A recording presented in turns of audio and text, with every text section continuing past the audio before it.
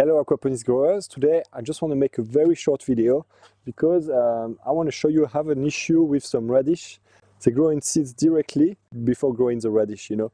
So basically there is nothing to eat on those radish.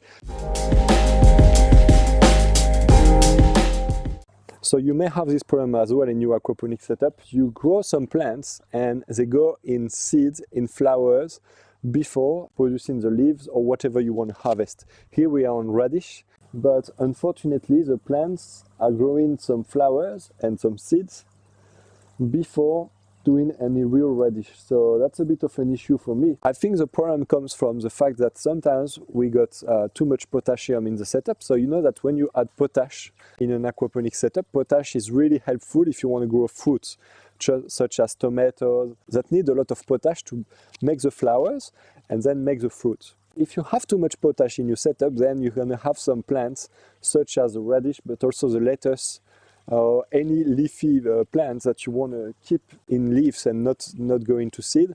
They're going to grow in high and they're going to develop flowers and the fruit. So it can be an issue, and in this case I believe it's because there is too much potash, but it's just an idea, right? Because it can be a lot of things. It can be also the sun exposition. There is too much sun or not enough sun. A stress basically can make the plant to go for flower. It's just basically a reaction of the plant to try to survive. If there is a stress, the plant may think, oh, the conditions are not good anymore, so I'm quickly going to put the energy that I have into a flower and I'm going to make some seeds around. So then they spread the seeds, and when the conditions become good again, then the seeds are able to grow and to survive. So that's a survival mechanism. And here, I'm not sure if it's this problem here or if I put too much potash, so which means that the conditions are too good and therefore the plant can go directly and produce a lot of flowers. So here I think it's a potash problem, but I'm not 100% sure. And actually I would be very interested to know what you think this problem can be due to. So if you want to leave a comment on the comment section of this video, it would be very nice of you. So I hope you enjoy this very short video. If you are new to this channel, don't forget to get your free gift, which is a guide, an aquaponics guide to breed your own aquaponics setup. It's completely free.